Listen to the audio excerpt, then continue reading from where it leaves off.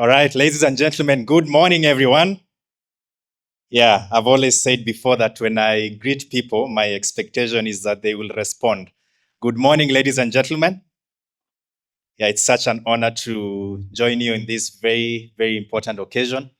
I really want to thank God for the opportunity for us to be able to meet here this morning and to thank you. I mean, there are so many things that you could be doing at such a time as this, but you suspended everything to be part of this great occasion. We want to thank you for that choice that you made.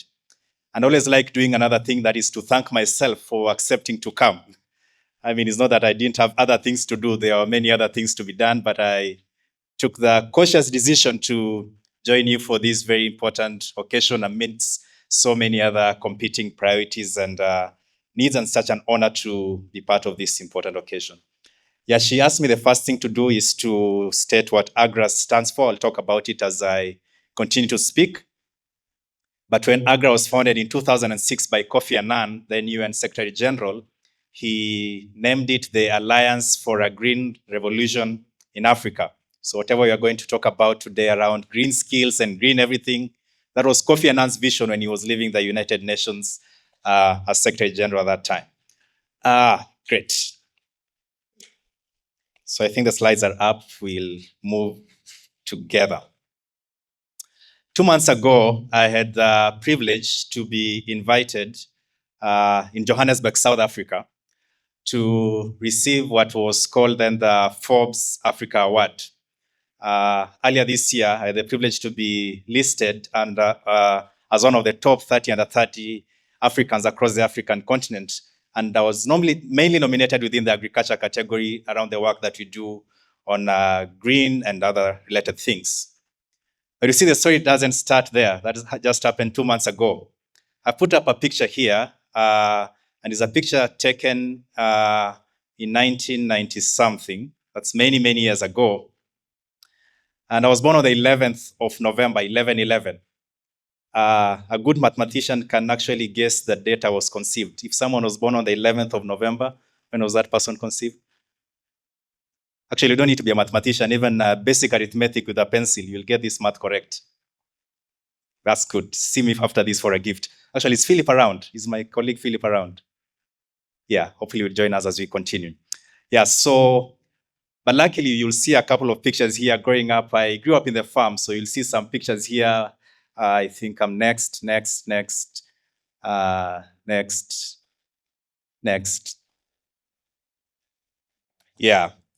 But I had the privilege also to go to a school called St. Joseph Boys High School. And there I had the privilege to be part of something we call the Young Farmers Association.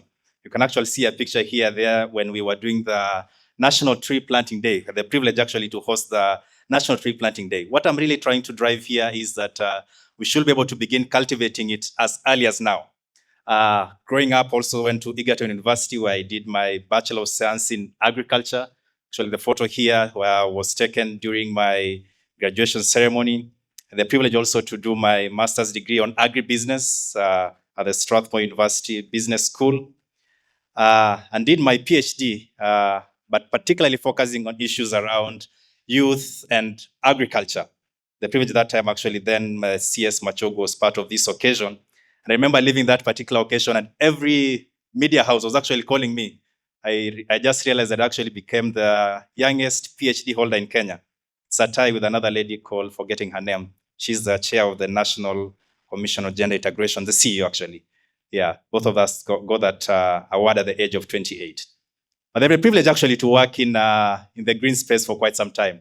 My very first employer, I was then selling organic fertilizer, which I only did for 6 months and decided to run away.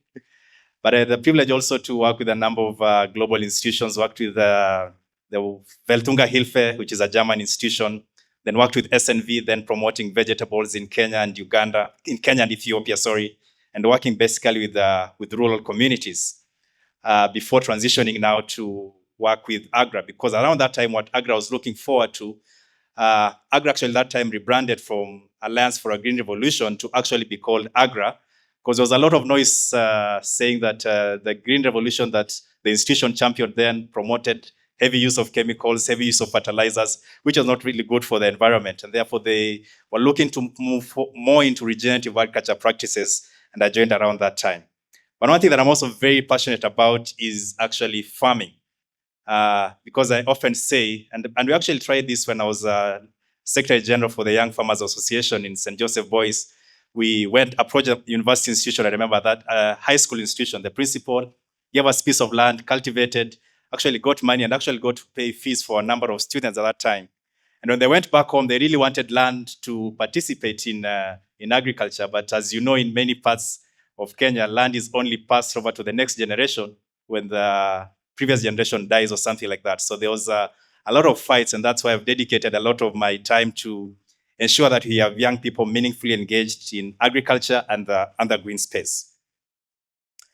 But I want to remind you the very important words of Kofi Annan. He's late now. When he was founding the institution, he said that our mission, and I actually screenshot this from the very early manuscripts of the institution. He said our response is really to what Kofi Annan did, who said that a time for African farmers to achieve a uniquely African green revolution is now.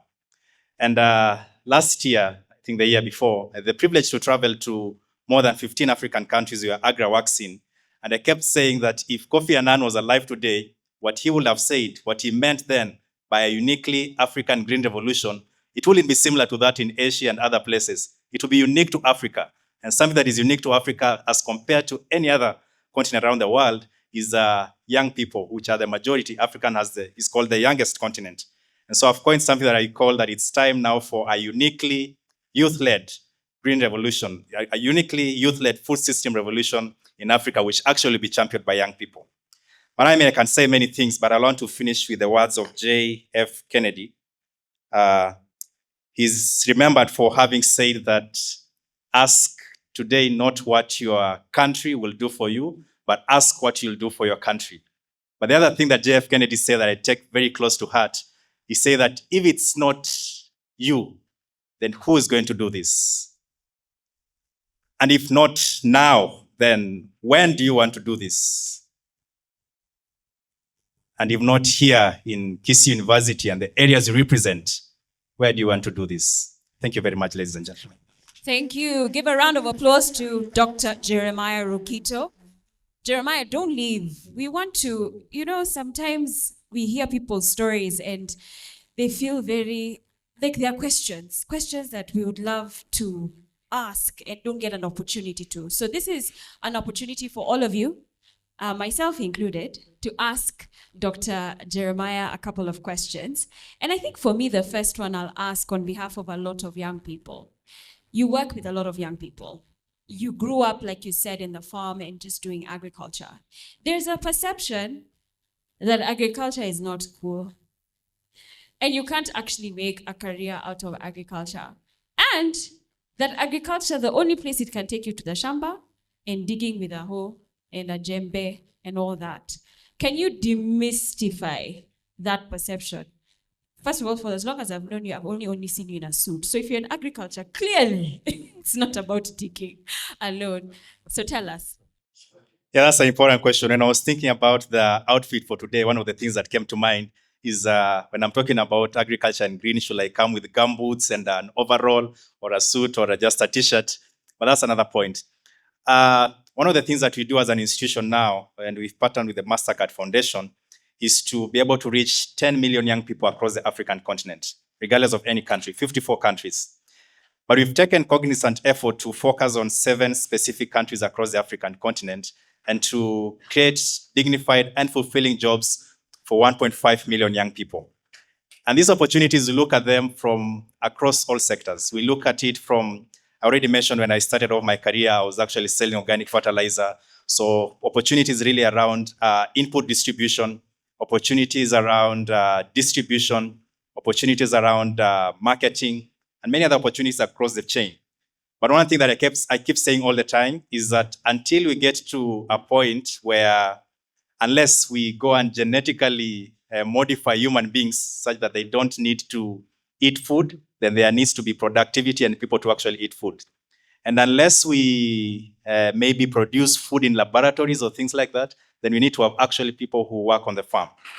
And I think it's 3 months ago, I shared a picture of my farm someplace in Kajiado. I remember selling off one-off onions. And I remember actually being paid 900 and something thousand just from the sale of those onions. So I think there are many opportunities and it's actually doable. So thank you for getting to the point where it speaks about money, because also that's another perception. People think that farming, it's a broke man's, career path. Is this true? Can you actually, as a young person here, because you're talking about trying to reach young people in agriculture, clearly there's something you're seeing. Perhaps they need to see. What is the potential for a young person here? And can you actually become a millionaire as a farmer? Yeah, absolutely. You even see most of the rich people in the world actually going into farming. Talk about Bill Gates and any others who are accumulating large chunks of land in the US and also across the African continent. Talk about Aliko Dangote. Most of their investments is really around food. Because look here, whether you like it or not, you must eat. Whether you're eating to live or living to eat, at least eating you must. And therefore, so for human survival, there needs to be consistent people being engaged. And of course, maybe we'll get to talk about it later. There are many risks and challenges that you experience in the farm as well. It's it's important to mention that. But I mean, I always say that everything in life is a risk. Even me standing here is a risk. This thing can collapse right here and we're all dead, or this roof come down. Yeah, so we do not fail to do things because we fear the risks, but we actually take calculated steps in addressing those risks and engaging in it.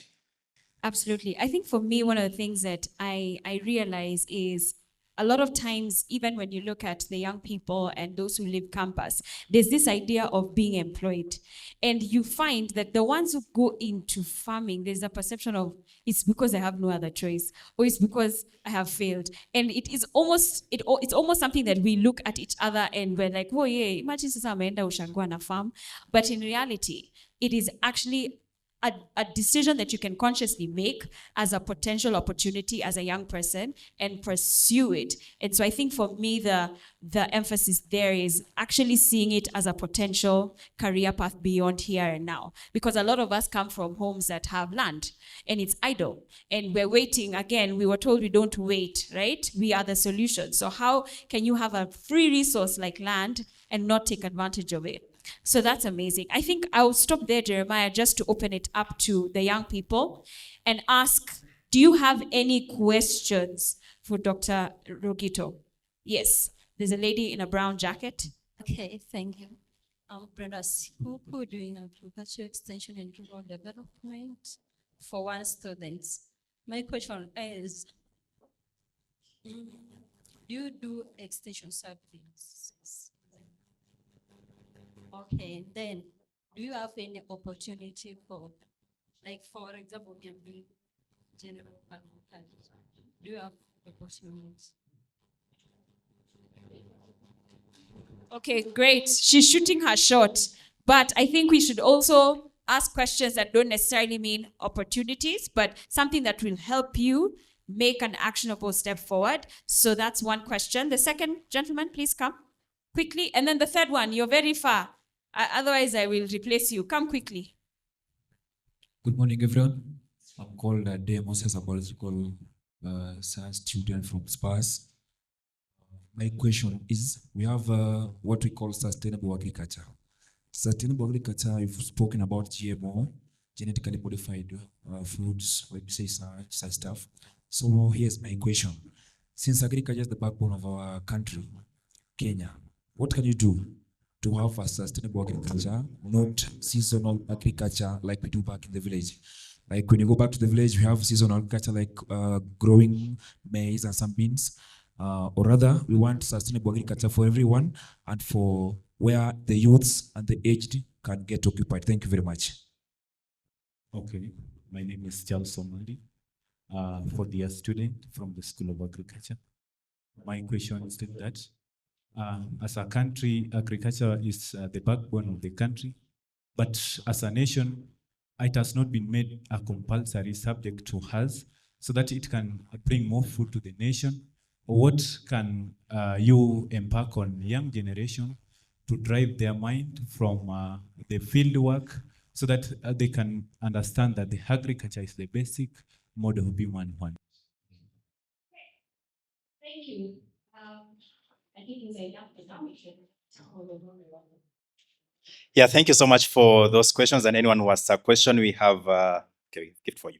All right. The first question is around extension services. In Agra, one of the things that I do is we have various things that we do around markets, around policy and state capability, around climate adaptation, where I actually sit and work. And in climate adaptation, we focus on three things. One is enhancing soil health, which I do a lot. The other one is around extension. We actually invested $1 million to an institution called AFAS, a continental institution, to support countries around extension work. And we look at extension from a myriad of ways. We call it pluralistic extension methodologies, looking at government extension, looking at private sector extension. But one of the models that I really love is something we call the village-based advisor model, where we have people within the community who do not just provide extension services, but even go further to support people within that community to access inputs, and as a result, actually being able to earn commission. We've actually been able to do mathematics in some of the counties you operate in, for instance, in Kitui, Makueni, Tharaka Nithi, and we're able to see them actually making money as part of the extension work that they do. Yeah, so that's a key area of focus for what we do. Sustainable agriculture, GMOs, and many other things.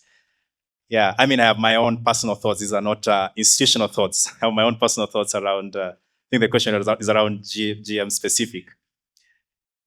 Yeah, you know, when I was was it in campus or in high school? I was taken to where the trials for GM was actually being done somewhere in Kibwezi, I think, on my way to Mombasa. And that's many years ago, I think more than 10 years ago. And I could actually see right from there how this was being done and why it was critical for it to be done. Because I mean, we are struggling with access to issues around food security and many other things, and therefore it becomes important to come up with methodologies that ensures people eat at all times. But of course, there are other institutions that have gone to the extreme end by ensuring that you be extremely dependent on them for seeds and for any other thing, which is another extreme and an area that I think we shouldn't go. So there are ethical concerns around GM, but in terms of a technology for people to be able to access food, I think it's my own personal thoughts. I think it's a good technology. Yeah, that's I think around sustainable agriculture. And I think I also mentioned one of the key areas that we focus on as an institution is around regenerative agriculture to ensure that we're able to regenerate our soils and able to feed for a longer duration of time. Yeah, I think the government of Kenya has done a lot of things around ensuring that people have this from a very early age, ensuring that I think it was the former CAS for agriculture who tried to bring back the 4K clubs. Yeah, but I think over and above what the governments are doing, what institutions are doing, as I already mentioned, there are things that you yourself can also be able to do. I gave you an example when I was a young farmer's secretary general in high school. Went to the school principal and told him there's vast lands of land here that is unutilized. And he actually gave us a piece of land. I studied in Egerton University, and Kisii University is actually, at some point, was a constituent university of Egerton University. Then I remember at one time I was chairman for SDA and went to the vice chancellor and requested for some piece of land to actually be able to grow produce, and as a result, the produce that we'll get from there, sell it and support Nadini students in school.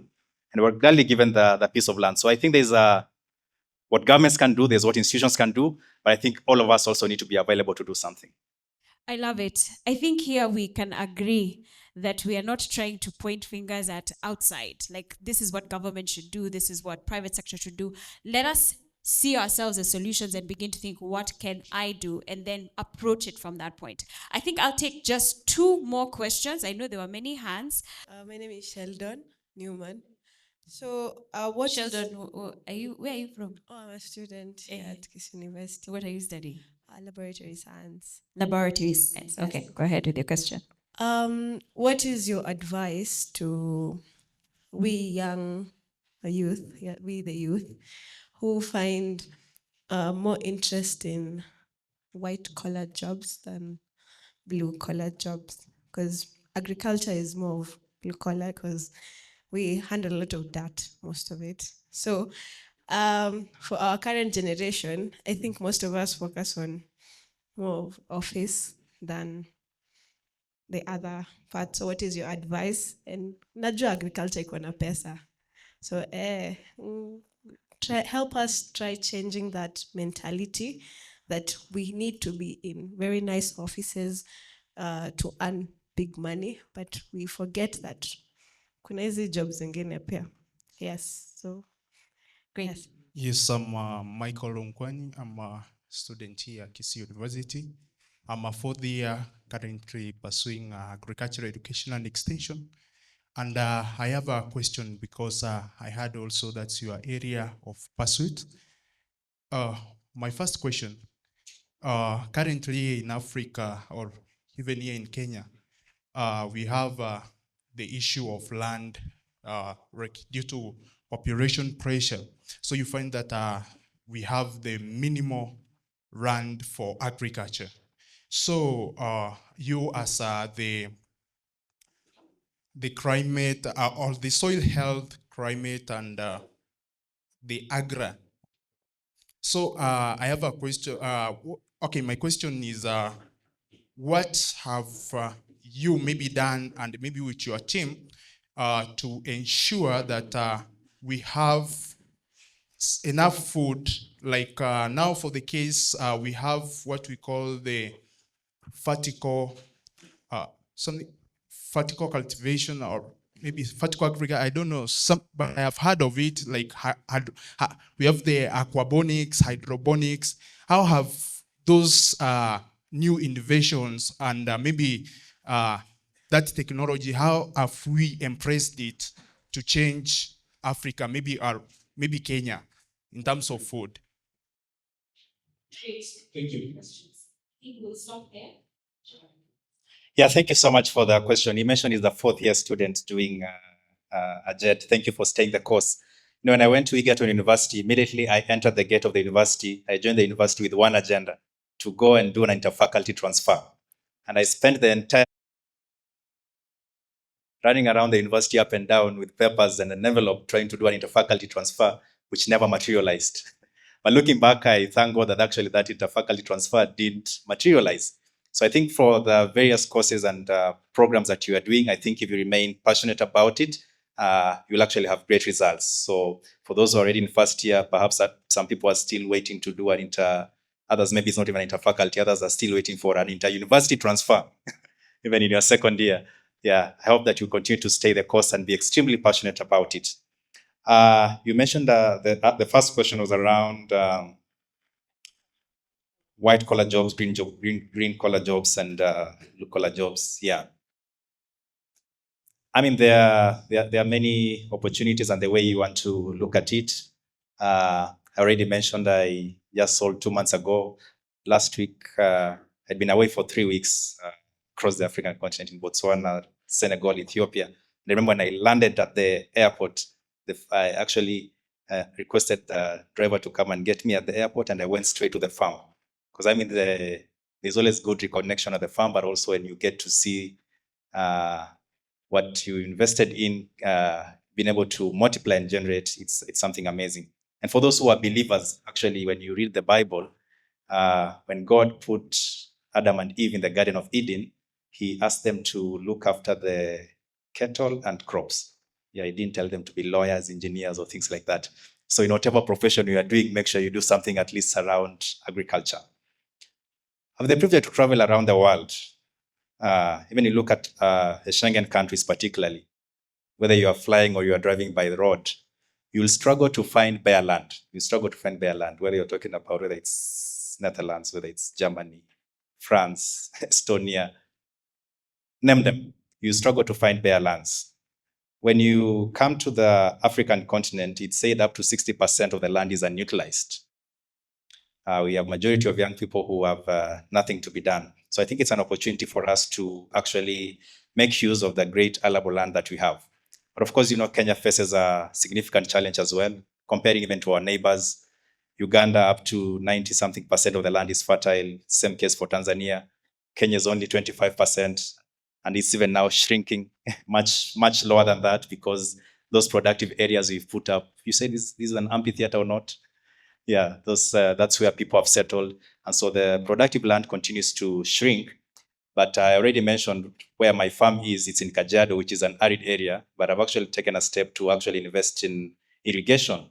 And I think those are some of the opportunities that exist because there's someone who had to come and put up that infrastructure, someone had to come and put up the pipes. All those opportunities within the green space to ensure that you're able to access food at all times. I mean, I can say so much things. Let me stop there for now.